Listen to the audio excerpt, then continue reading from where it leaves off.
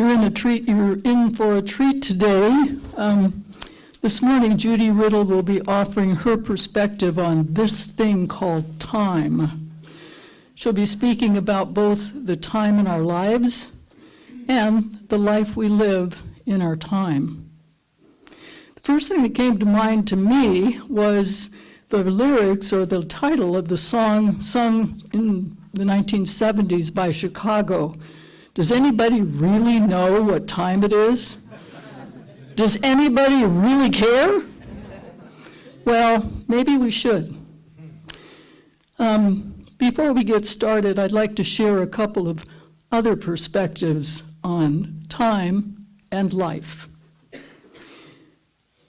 Arnold Bennett, in the book How to Live 24 Hours a Day, said that the chief beauty about time is that you cannot waste it in advance.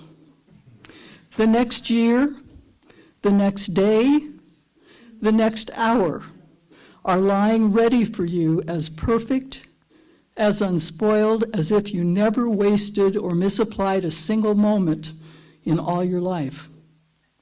You could turn over a new leaf every hour if you choose. Another quote by Rabindranath Tagore in his poem on time is, "The butterfly counts not months, but moments, and has time enough.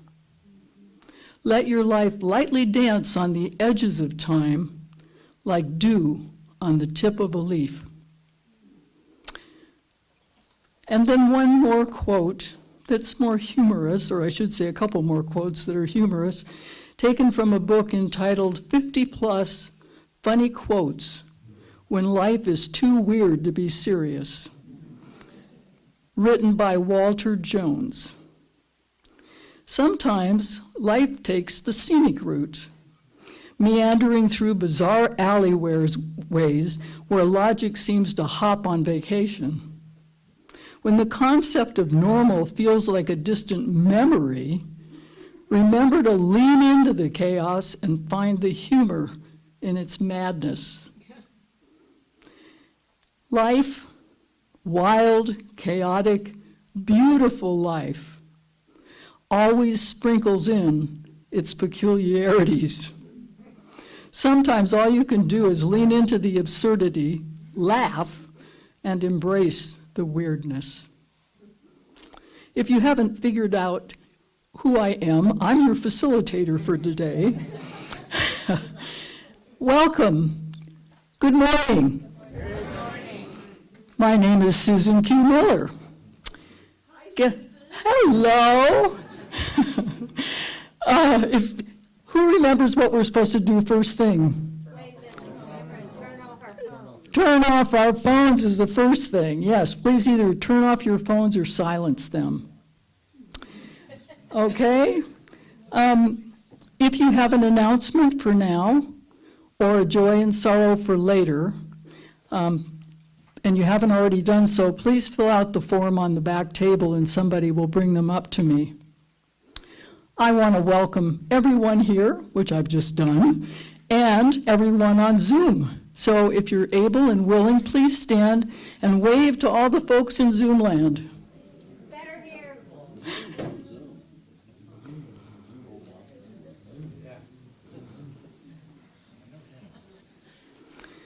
So if you're here for the first time and you would like to receive our newsletter and learn more about our activities, gain access to our website, please ask anyone here to help you get on our email list. So now for the announcements. First one, Free Thinkers will meet today, as always, at 1 o'clock.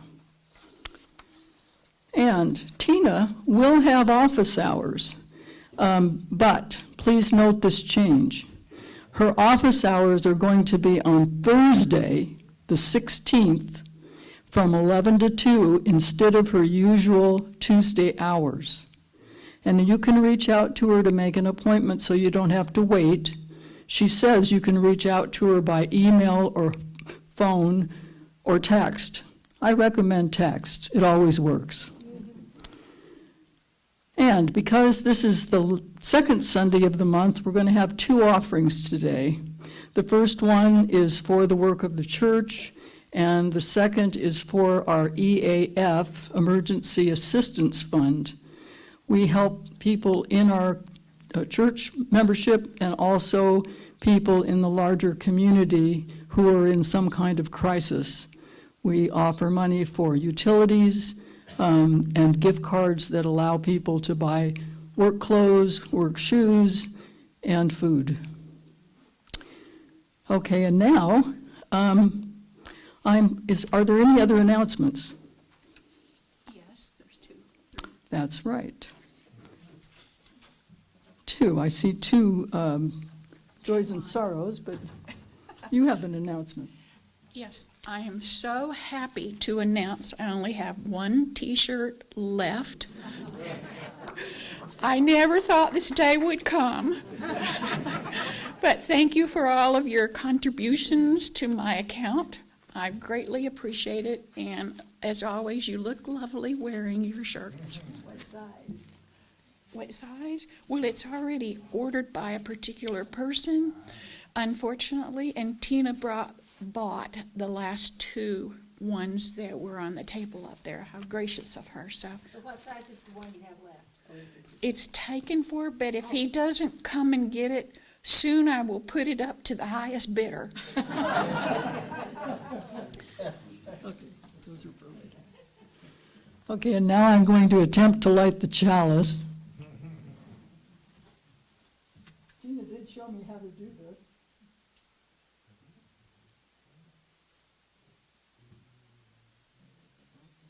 Oh, I got it almost. There we go. Okay. And I'd like to read for you Ecclesiastes 3, 1 through 8, the King James Version. To everything there is a season and a time for every purpose under heaven. A time to be born, a time to die, a time to plant, and a time to pluck up that which is planted. A time to kill and a time to heal. A time to break down and a time to build up. A time to mourn and a time to dance. A time to cast away stones and a time to gather stones together. A time to embrace and a time to refrain from embracing. A time to get and a time to lose. A time to rend and a time to sow.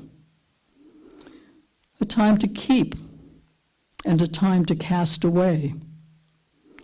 A time to be silent and a time to speak. A time to love and a time to hate. A time of war and a time of peace. It's time for joys and sorrows.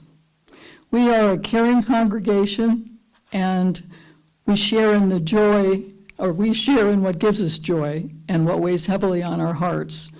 And I will read the joys and sorrows that I have here. Are there any more back? Okay.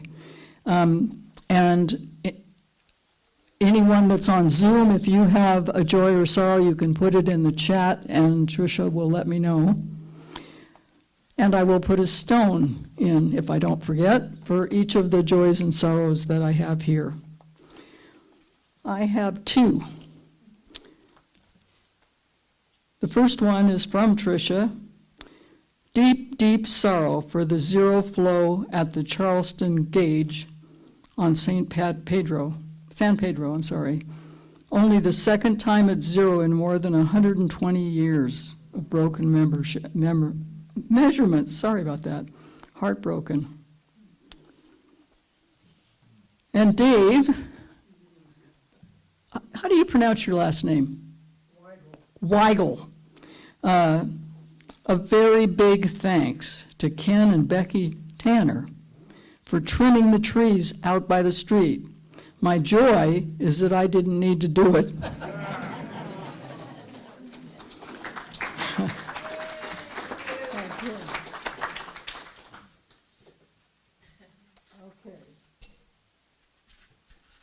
One for Becky, one for Tim, and lots were all the joys and sorrows that are unspoken.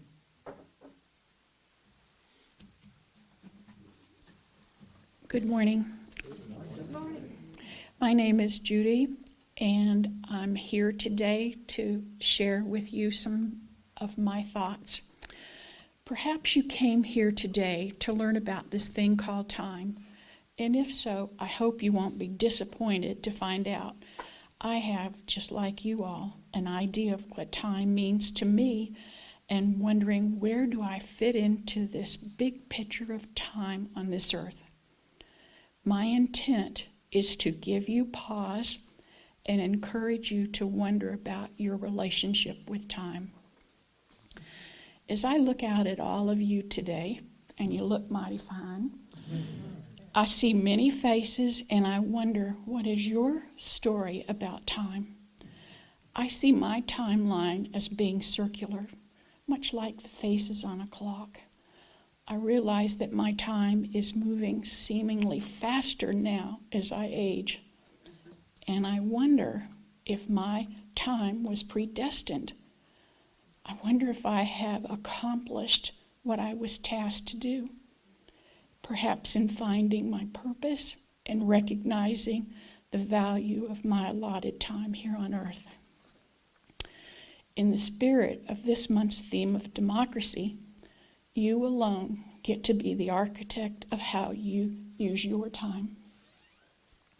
My personal search for the meaning of my life and the goal of happiness has led me to this point with my thoughts about what I need and want moving forward. I want to hold the idea of living fully and dying fulfilled, living at both the same time. A few months ago, after receiving a medical diagnosis, I realized something that I'd always known, but never truly acknowledged. My time on earth is finite. Now I savor each moment, and I actually listen to the birds in the morning. This morning, I heard a woodpecker trying to attack a metal pole. I listened intently to see if he was successful as I was on my walk and he was still trying. And as I drink my coffee and I sit quietly, time becomes extraordinary. I take the time to have wonderful conversations with my friends, and I kept wondering if I'd got the idea of time all wrong. Perhaps the greatest challenge is not having management of the time, but living fully in the time that we have. I didn't acknowledge and understand that time was a gift until I heard the word cancer from my doctor. Mae West was reputed to have said, "It's not about the men in my life, it's about the life in my men." Now take that and ponder. Well, the same can be said about time. Maybe it's not the days in our life, but the life in our days. Lately, it's almost as if I've stepped outside of my own life. I watch people, including the person I used to be, rushing from one obligation to the next. And I don't want to continue that. So now I'm putting the slow in front of my go. I heard that in a country western song. It really resonated with me. I am taking State Road 82 and 83, going over the mountains to and from Tucson. I'm taking the time to actually see what's outside of my car window and not just focusing on the necessity of speed on I-10. I'm also allowing more time for travel to an appointment, not just scurrying so much. And for me now, it's about the journey much more than just the destination. Nikki Goldstein stated before her stay in an intensive care unit, time was something she managed and optimized, but afterwards it became something she wanted to inhabit and enjoy. Perhaps that's what Carpe Diem's all about. Some of the questions that have been pondering and running around my head was, is my use of time was just a measurement of my accomplishments? Was it a reflection of my values? I'm asking myself, am I attempting to capture time as recorded by Jim Croce's song, Time in a Bottle? And then I thought about my bucket list. And I wondered if my time would be better spent enjoying just the moments of my life that are so meaningful to me now, such as spending time with my old friends, two of which are sitting in a front row here. Wave to my friend Janice and Sue. And making new friends, which I hope all of you will become. Enjoying my hobbies and making some new ones, like learning Spanish. And finally, using some of the recipes in my cookbooks that I've been saving all these years. I'll let you know how that one comes out. I don't want to be so frightened about the end of my time that I fail to enjoy the time that I have left. The human race has become so fascinated by time. We surround ourselves with timepieces in our public places, our homes, our automobiles, and on our bodies. We have structured our lives, our businesses, our appointments, and our transportation according to time. I read recently that the measurement of time stopped becoming a rhythm of nature and has become something psychological.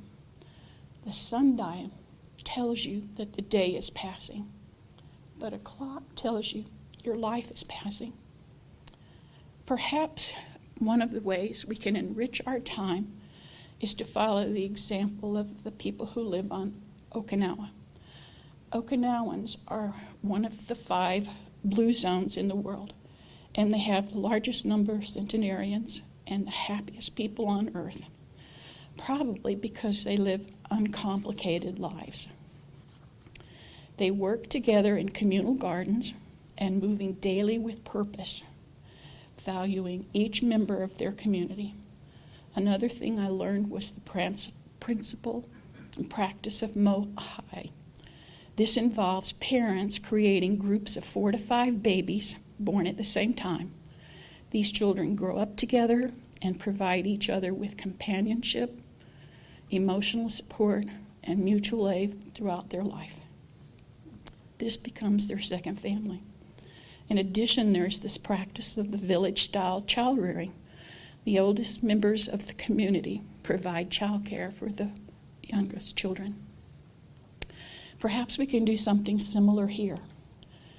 If we acknowledge that there's 3 areas of psychological needs in humans: loneliness, hopelessness, and boredom, and we provide opportunities for all of us to meet those needs, we would all benefit, as well as more community gardening, more outreach programs, and more kindness shown to everyone. We can have our friends and neighbors over to share meals. We can hold old-fashioned block parties where you get to know your neighbors on a personal level and let them get to know you. That's what my former neighbors from Voyager, where I used to live, do frequently. And we could do some old-fashioned bartering. Get involved with making, if only in your local community, a better place. Maybe if slowing down, we can be in a better mental state to deal with the stress and the chaos that's in our world today. At a Zoom meeting with a group of some lovely ladies I attended in June, they took up the topic of time.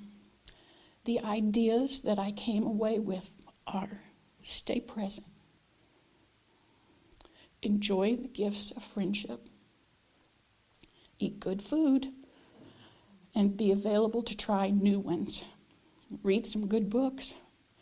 Live your life like a child would. Be adventuresome. Take your time and relax and hold a cuppa. It's all about the balance.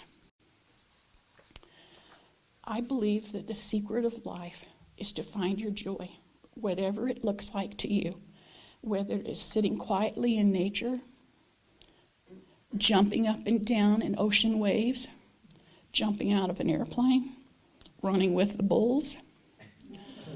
People do that. Making music, like our friend Garrett.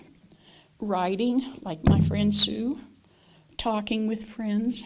Cooking. Gaming, as Leor does. Dancing, reading, traveling, as well as Janice does. And watching children and pets play. If you haven't found your joy yet, have some fun researching. And repeat often and put that into your time. I will leave you with more wisdom from my friend Mitch Albom in his book, The Timekeeper. You marked the minutes, but did you use them wisely? To be still, to cherish, to be grateful, to lift and to be lifted. Can you honestly say that you make the most of your time so that you are thriving, not just surviving? If not, it's not too late to change your perspective. You can start today, putting more life in the time that you have. Before my circle of life closes, I want to show kindness to everyone I encounter, whether it's the person trying to get in that lane of traffic from a side street in Tucson, showing kindness to all the service people that we come in contact with daily, and saying hello to strangers, and just smiling. Smiling says a lot. I challenge you to find the best ways to find your joy. Share kindness, forgive, immerse yourself in nature, and live fully every day. In your deathbed vision, whereby you see your life flash before your eyes, will you be joyful and relieved that you actually lived your life fully and enjoyed your time on earth? Because at the end of your life, your time will not be measured by the hours or days that you lived, but the life that you placed inside that time. And I thank you for sitting with me, sharing my time with you. And if you're interested or willing and want to share what some of the memories are of the happiest in your life, or the times that were difficult, how did you get through them? This would be the time.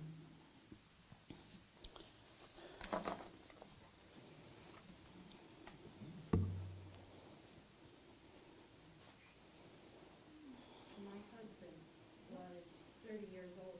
Microphone. Microphone. Turn it on.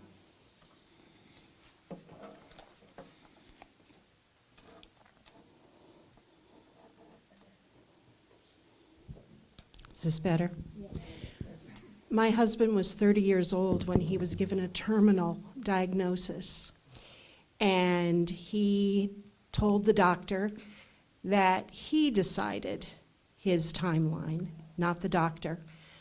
My husband lived 10 years from that diagnosis, and he said that quantity was not important, but quality was. And he made every day count. And he allowed me to make every day count too. And that was probably the greatest lesson I ever learned. Thank you, Kim. Behind you, please. A scientist in Alaska at the USGS, U.S. Geological Survey once, when I was there on business, said to me, and maybe the rest of you have heard this, I've never heard it before. He said, the only thing we have is time, and the only time we have is now.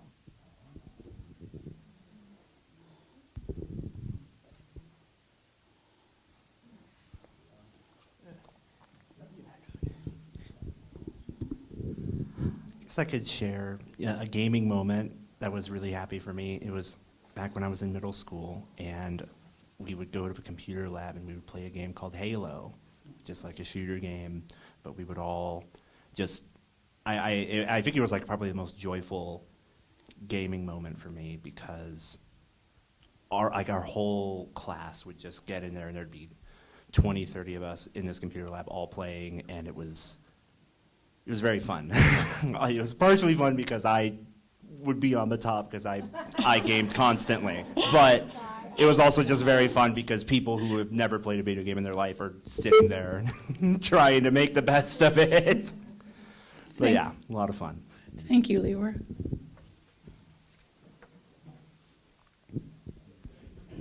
I just wanted to mention that former UUA President Bill Schultz's column in the UU World was Finding Time. I have found that when you do an activity and you become immersed in that activity, it becomes timeless. And for me, two things come to mind. One, I was in a group of Calaled dancers, so that's Irish and Scottish folk dancing, and when you get into that, it's all muscle memory because it's a routine, but it's so joyous that time disappears and you're just immersed in dancing. And kayaking also did similar for me, that time just disappeared and I was just one with nature. Thank you. Thank you, Django.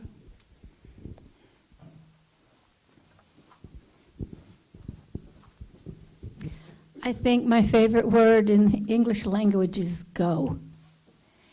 And that's one reason that Ken and I go all the time that we can in our camper. And we're getting ready to leave Wednesday, and we'll miss you folks, but we're going to be gone 3 months. Oh, my gosh. Oh, how exciting, Becky.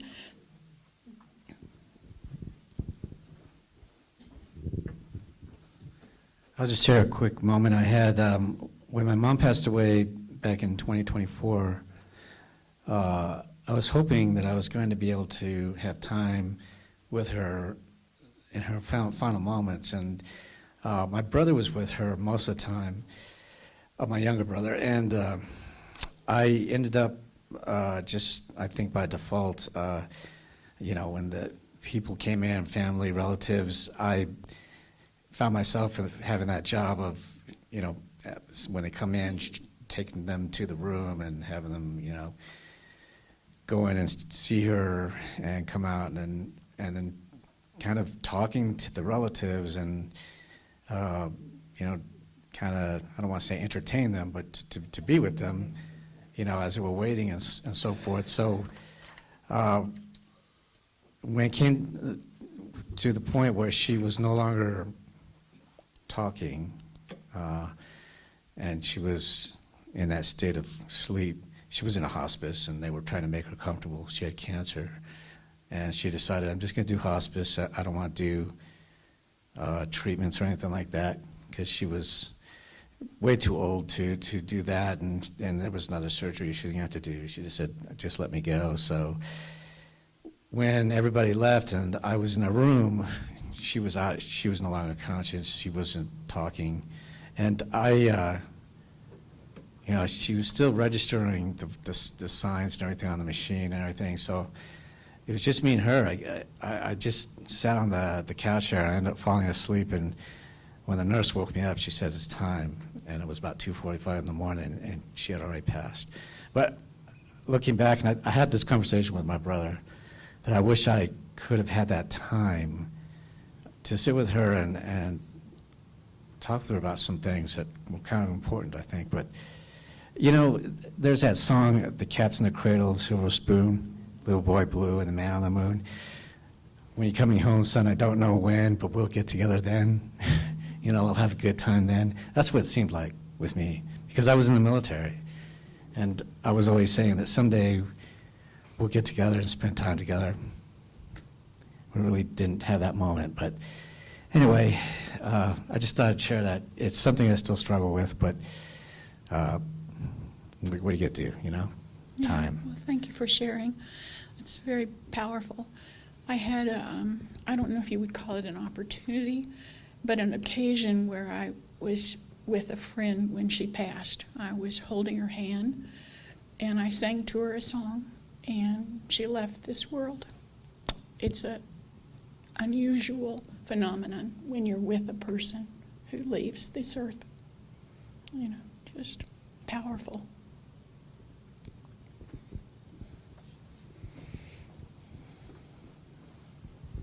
I actually believe that your mother knew you were there, okay? But when it comes to time for me, after I retired and everything, I thought, okay, what am I going to do with my time? Did anybody else feel that way when they retired? Yeah. So I finally got a message saying, just be an instrument of love on behalf of God and help others, which indeed helps me. So I make time, as she knows, for anybody who comes to my door. And she knows I spend most of my days sitting, talking to other people, because I think the loneliness piece that she mentioned is such a big thing in our lives. So if you can just say, I just want to be an instrument of your love, and follow that, I think you'll be happy just like me. Thank you, Janice. Okay, unless somebody else wants to speak up. All right, well, maybe you have your thoughts that you're rolling around in your head privately, and that's okay too. But I do appreciate everyone that shared, and your comments were very meaningful and touched my life as well. So thank you for allowing me to be up here, stand up in front of you, and share my thoughts this morning. I'm very grateful.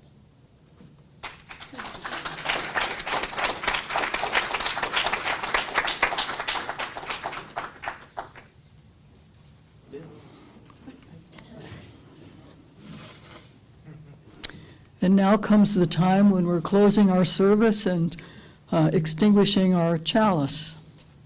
And I will do that now, and then I will read some words from an article in the UU World magazine in the summer of July 9th, 2007.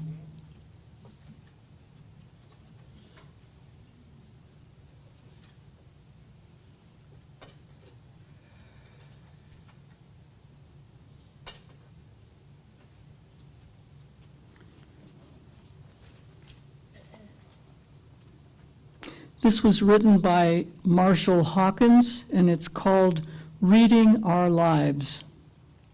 We write the story of our lives with each choice we make, but do we take the time to read it?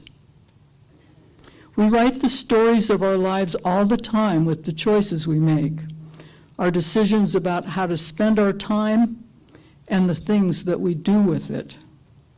But as we write, we need to periodically stop to read what we're writing, to take stock of where we've been and where we are going. As we reflect, we make meaning, and we each do it in a million different ways. I think of the iconic image of the wise guru on the top of the mountain, the subject of so many characterizations. You know the scene. The questing seeker scrambles up the cliff to find the guru seated cross-legged outside of a cave.